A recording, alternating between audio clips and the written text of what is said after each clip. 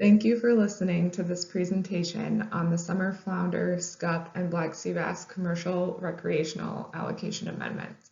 My name is Carson Coutre, and I am one of the Mid-Atlantic Council staff members working on this action. This is a recording of the presentation that will be given at the public hearings associated with this action. And the public hearing document providing more thorough information for this amendment can be found at the website listed on the screen. This presentation will cover an overview of the amendment background and purpose, as well as the timeline. And then there will be a brief description of the alternatives under consideration for each amendment issue. And at the live public hearings, there will then be time for questions and public comments. The amendment was initiated in October of 2019, and a public scoping period was conducted in early 2020. Following scoping, management alternatives were developed and refined throughout the remainder of 2020. We are holding public hearings through March 2nd, and then a written comment period will be open through March 16th. So we are now in the highlighted row of this table on the screen. We will also hold an advisory panel meeting and a fishery management action team meeting after the public hearing process has been completed in order to review the comments. And then the Council and Commission's Summer Flounder, Scup, and Black Sea Bass Board are scheduled to take final action on this amendment in April of this year, with a target effective date for any management changes in January of 2022. This amendment has three major purposes which correspond to the three main alternative sets in the document. The first purpose of the amendment is to consider potential modifications to the allocations of catch or landings between the commercial and recreational sectors for summer flounder, scup, and black sea bass. Secondly, the Council and Board will consider allowing for transferring a portion of the allowable landings each year between the commercial and recreational sectors. Finally, the Council and Board will consider whether future modifications to the commercial recreational allocation and these transfer provisions can be achieved through a future fishery management plan addendum or framework action instead of an amendment. Addenda and framework actions are typically shorter and simpler actions that can improve the efficiency of management changes. However, they often do not provide for as many opportunities for public input.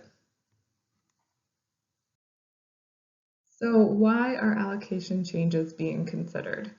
Well, commercial and recreational allocations for these species are currently based on proportions of harvest or catch from the 1980s and 1990s and have not been revised since they were originally set in the early to mid-90s. Since that time, our understanding of historic and recent harvest proportions by sector has changed. There have been major revisions to the recreational data provided by MRIP, including new effort estimation and angler intercept methods, which resulted in the 2018 release of an entirely new time series of recreational estimates going back to 1981. The revised MRIP estimates are several times higher than the older estimates for these species, especially in more recent years. There have also been some minor updates to commercial data since those original allocations were set. These figures show the differences between the old MRIP recreational harvest estimates in blue and the new MRIP estimates in red for 1981 through 2018.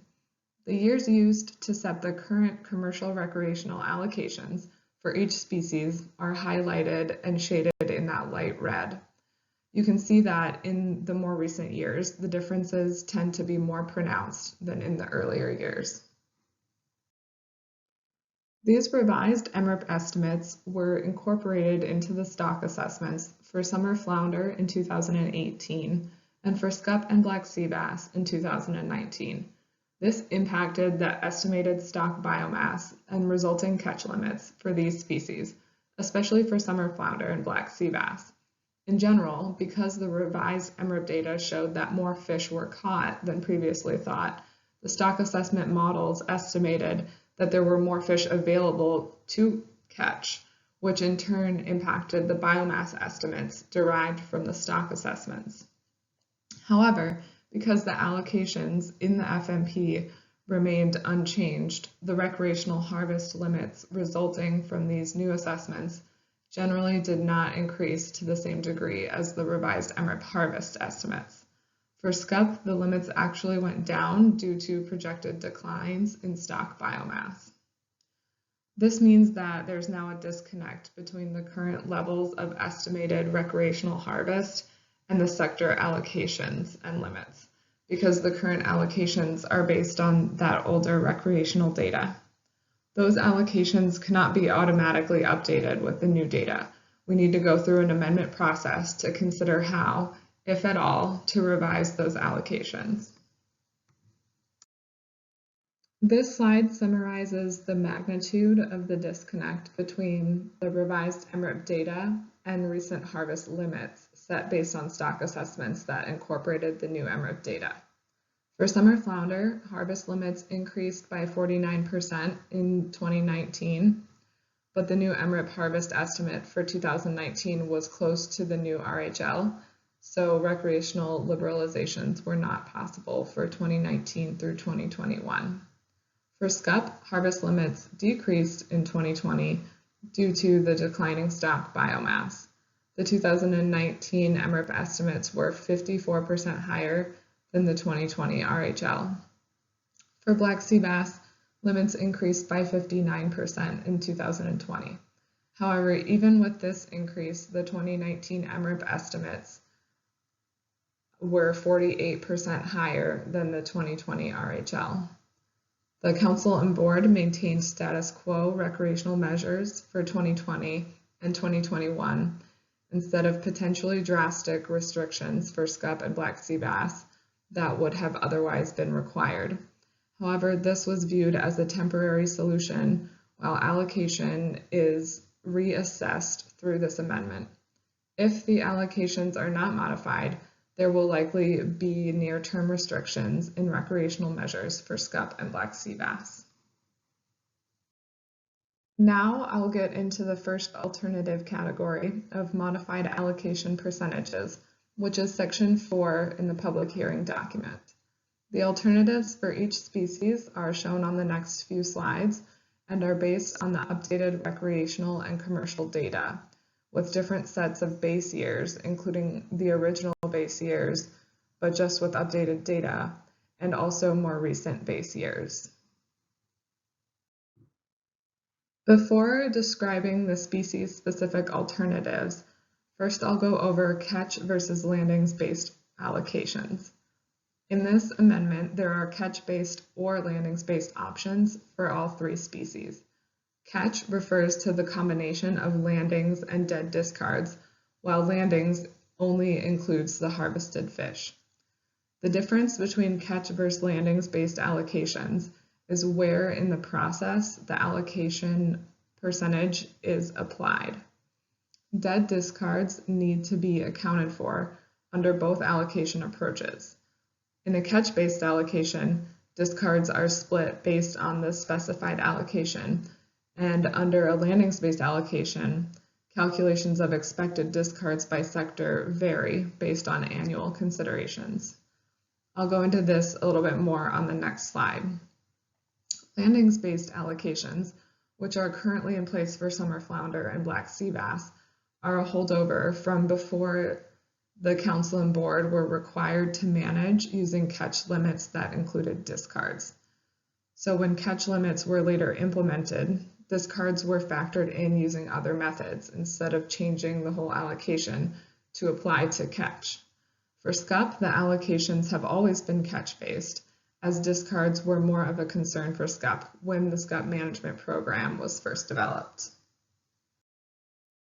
This slide highlights the differences between a catch-based versus a landings-based allocation and is a simplified version of Table 1 in the public hearing document. In the left column, A catch-based allocation means that the allocation percentage specified in the fishery management plan is applied to the entire ABC for a given species, which includes both total allowable annual landings and dead discards. This means that changes in landings and dead discards from year to year in one sector do not influence the other sector's annual catch limit, because the allocation percentage is always applied to the entire ABC to derive those ACLs. Under a catch-based allocation, projected dead discards by sector are subtracted from the sector ACL to arrive at the commercial quota and recreational harvest limit.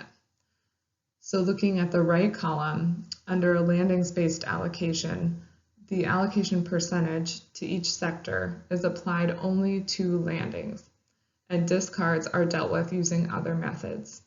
This requires first splitting the ABC into total expected landings and dead discards for the combined sectors. The total dead discards are then split into sector discards, usually based on recent trends. Under a landings-based allocation, changes in landings and dead discards in one sector have more influence on the catch and landings limits of the other sector compared with under a catch-based allocation. Under both approaches, commercial and recreational limits, including ACLs, ACTs, quotas, and RHLs, are required. The allocation approach here does not change how the fisheries are managed. It only specifies whether or not there is an allocation that applies to discards in the same way it applies to landings.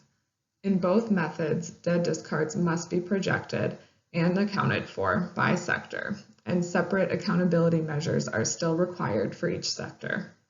The main difference between these two methods is the step in the calculations at which the allocation percentages are applied. In other words, is the allocation applied to the whole ABC, or is it only applied to landings, and then we split discards up by sector using a different method? We have illustrated this in flowcharts in Appendix A in the hearing document. On the next few slides, we will go through the options under consideration for commercial recreational allocation, but it is important to note here that the allocation percentages cannot be directly compared between catch-based and landings-based allocation approaches due to the allocations being applied to landings in one method and catch in another. We have calculated some example quotas and RHLs in the public hearing document for a more direct comparison of the outcomes, and I will talk about those on later slides. The tables on this slide show the allocation alternatives for summer flounder, with the percentages on the left-hand side and the basis for the percentages on the right. The catch-based alternatives in the top table are not directly comparable to the landings-based percentages on the bottom, so the direct comparison slides will be shown a little later. The alternatives range from the current landings-based allocation of 60% to the commercial fishery and 40% to the recreational fishery, to the catch-based allocations of 40% of the catch to the commercial fishery and 60% to the recreational fishery. More information on the basis for these alternatives is in Appendix B in the public hearing document. These are the catch and landings-based alternatives for Scup. The alternatives range from the current catch-based allocations of 78% to the commercial fishery and 22% to the recreational fishery, which is highlighted in blue, to the landings-based allocations of 50% of the landings to each sector. And these are the alternatives for modifying allocation percentages for black sea bass, ranging from the current landings-based allocation of 49% commercial and 51% recreational to allocations of 22% of landings to the commercial sector and 78% to the recreational sector. The public hearing document summarizes the impacts of each alternative set, and these impacts are focused on socioeconomic outcomes with some discussion of biological impacts. For this presentation, the broad impacts to each sector will be discussed, but there's much more included in the document. And as previously mentioned, example quotas and RHLs are used throughout the document in order to allow for an apples-to-apples comparison of the different alternatives. These were developed using the 2020 ABCs, so they would vary in the future depending on future ABCs. It's also important to note that commercial quotas and RHLs are affected by expected dead discards for each sector, which would vary annually and are difficult to predict, especially under modified allocations. So these example limits were developed using some assumptions about discards by sector.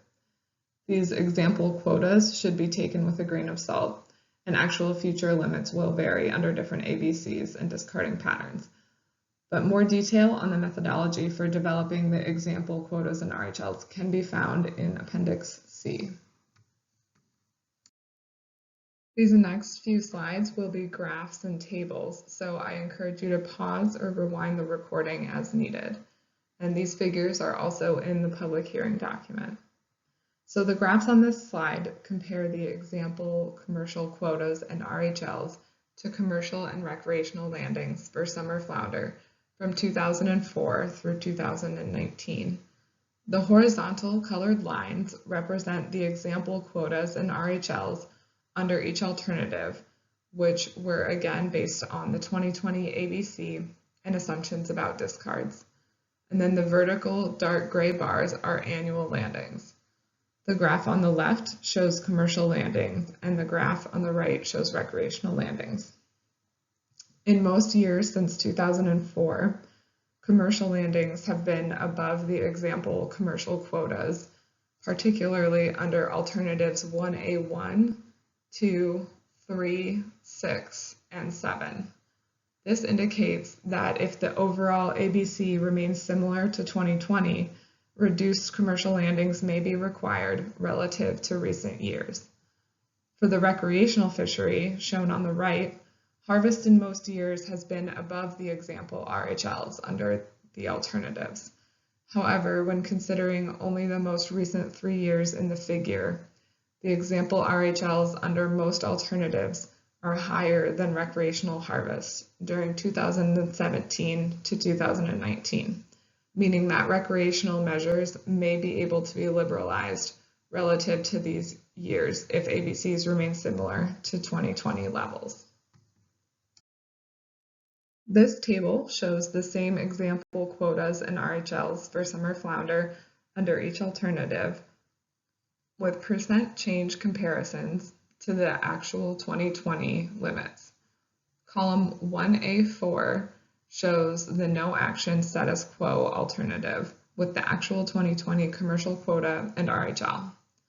As shown in red text, the example commercial quotas under all alternatives are 12 to 34% lower than the actual 2020 commercial quota for summer flounder. These alternatives may require restrictions and could be limiting on the commercial fisheries' effort and revenues for summer flounder compared to the current quotas.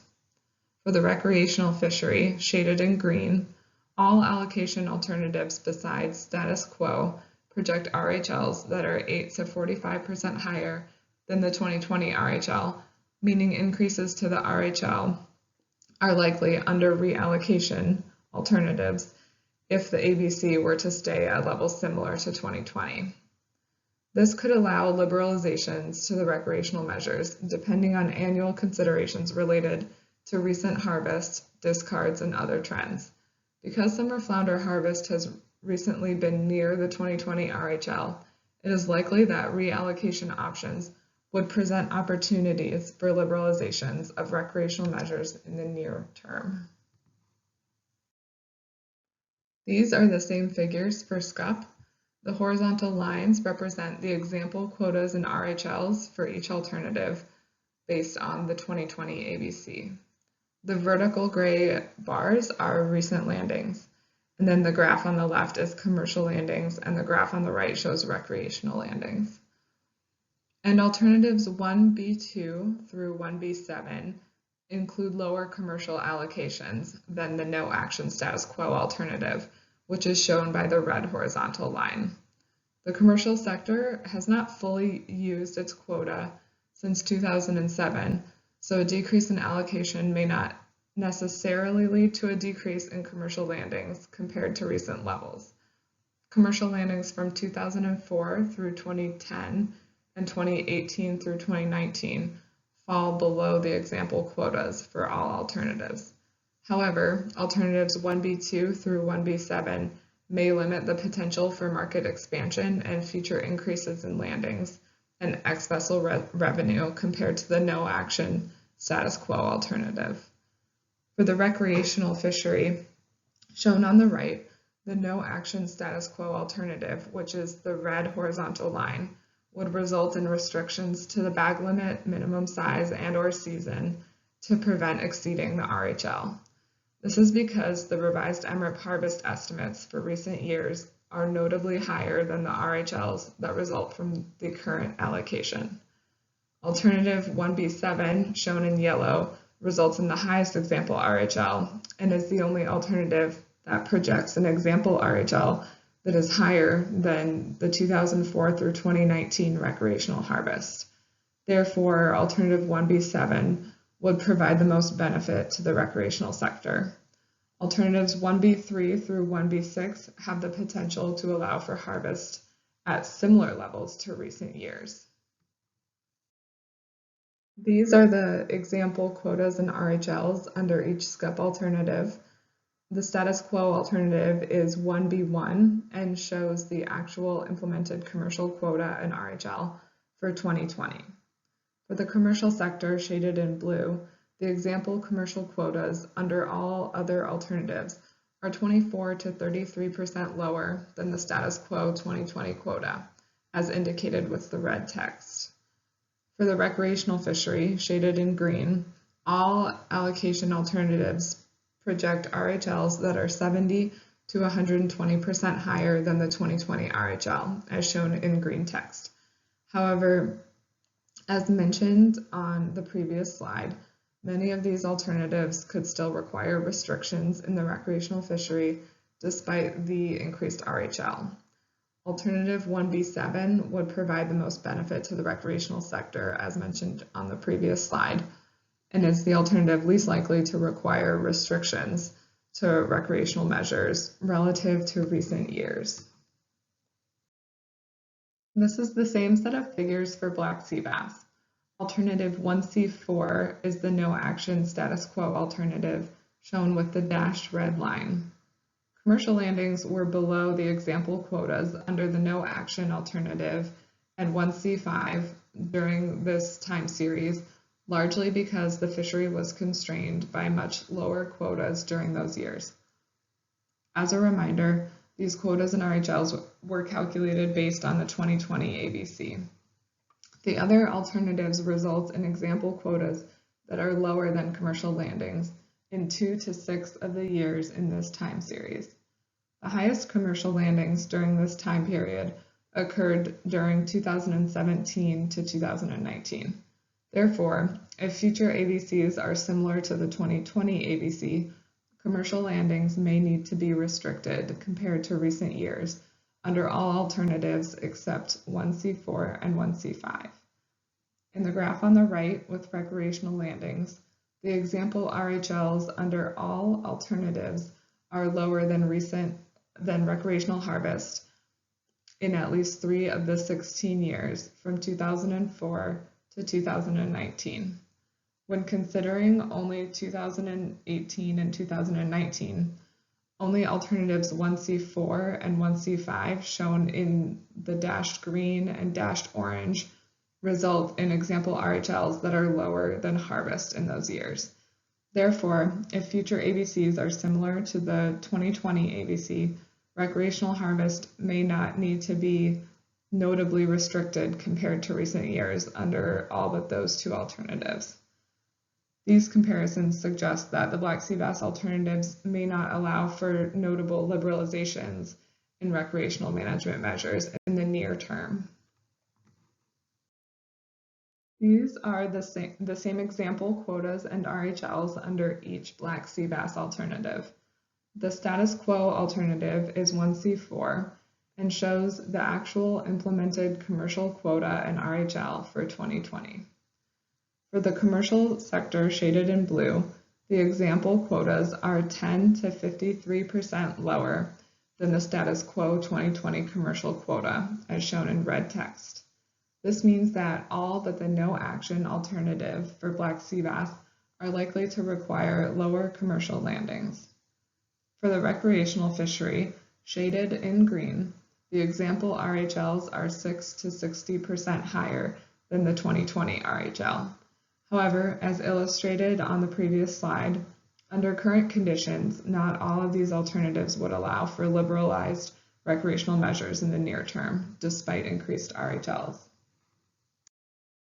This slide outlines some of the broader impacts of reallocation options on the commercial sector.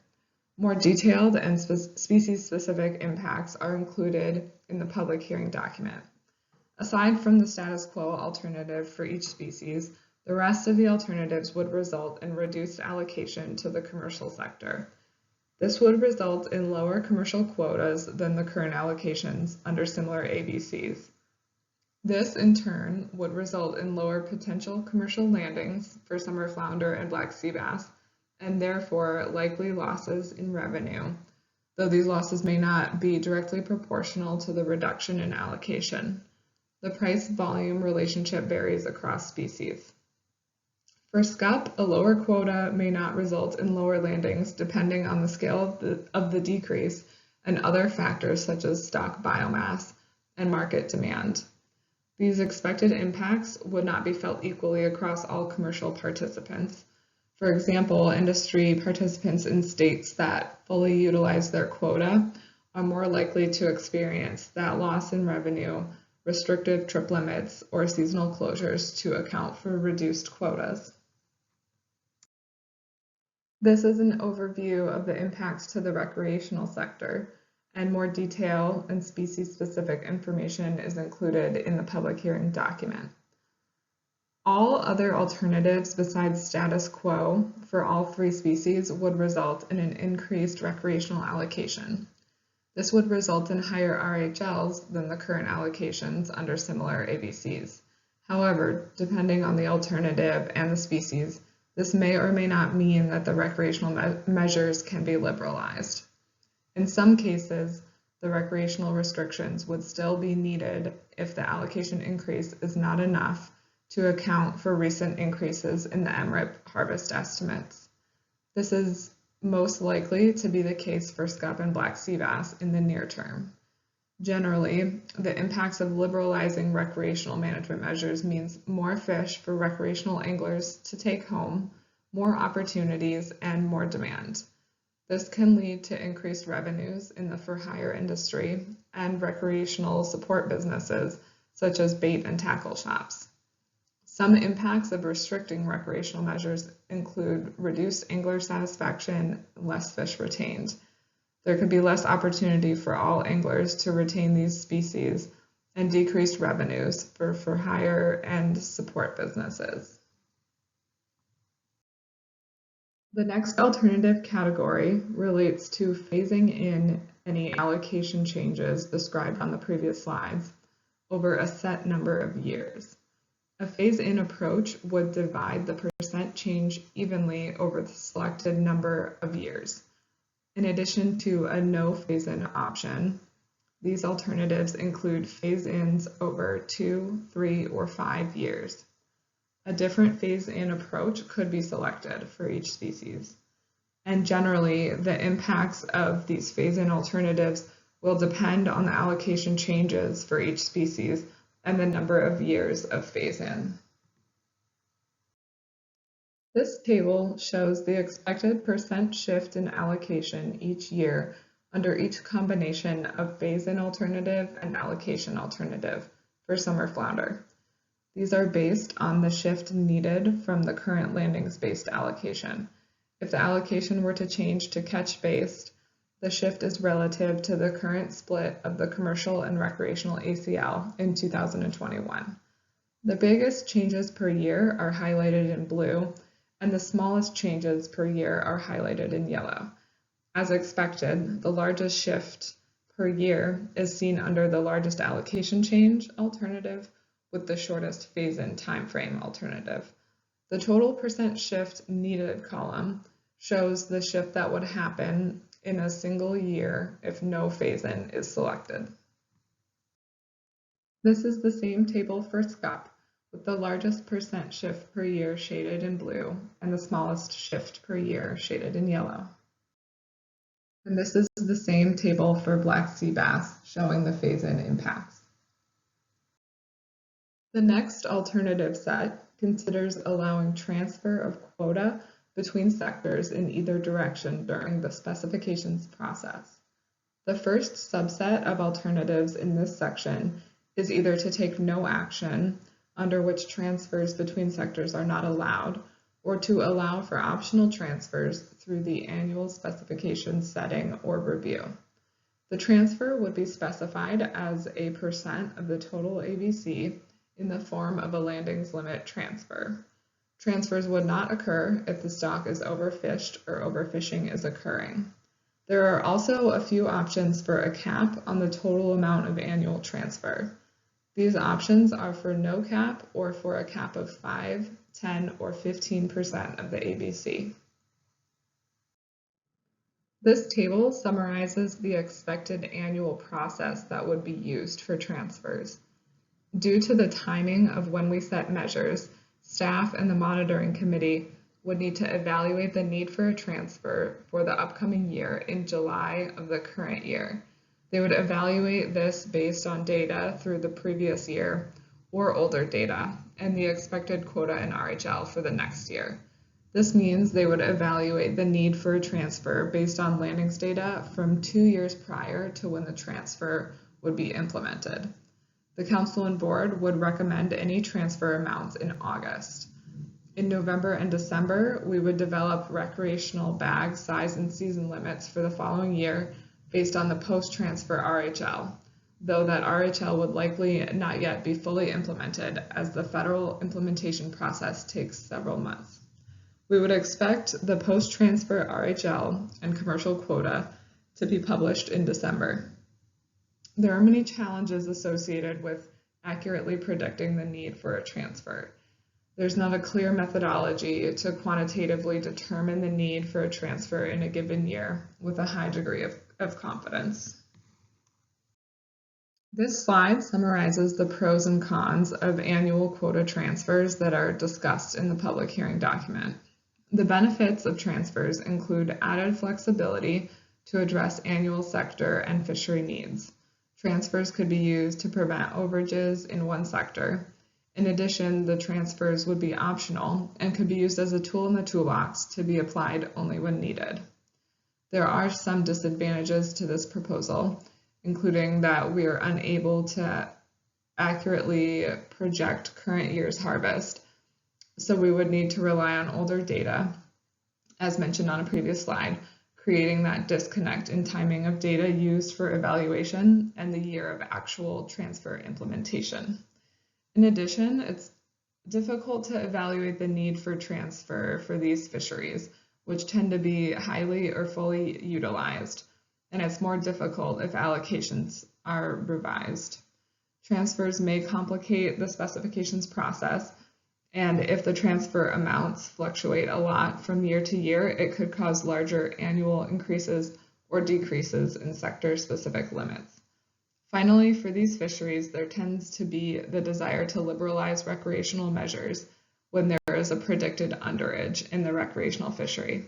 Since many measures are currently viewed as restrictive, it may be unlikely that managers and recreational stakeholders would support recreational to commercial transfers in practice, at least in the near term.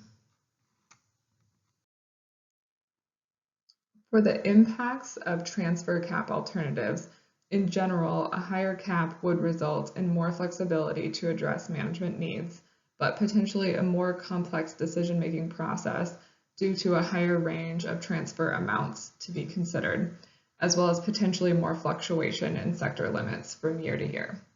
And then lower caps, in contrast, would provide less flexibility to address potential management needs, but limiting transfer amounts could reduce the decision-making complexity and reduce annual possible fluctuations in limits.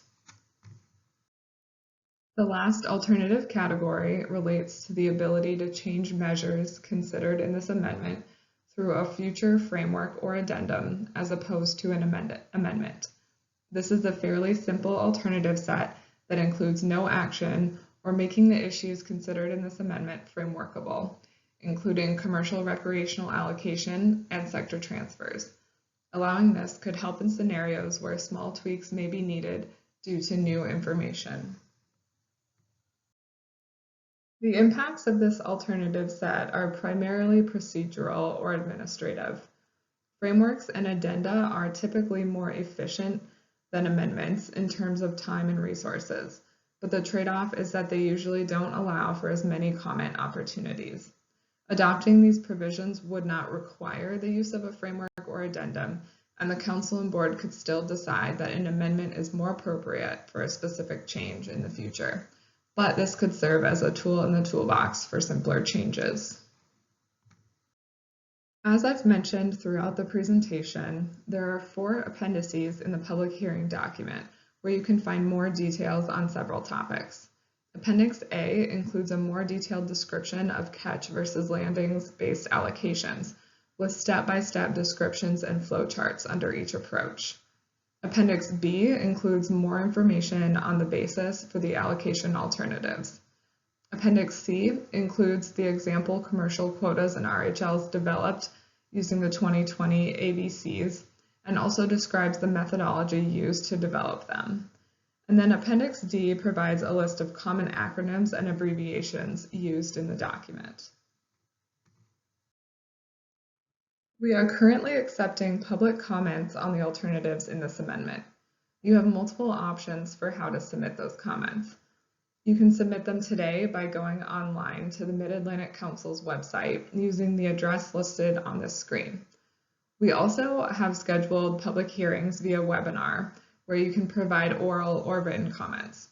You can find information about all the hearings in the public hearing document and online. And then you can also submit written comments by mail, fax, or email with the addresses that are listed here. And please note that the deadline for written comments is Tuesday, March 16th at 11:59 p.m. So this concludes my presentation, and I would like to thank all of you for your time and engagement in this amendment process.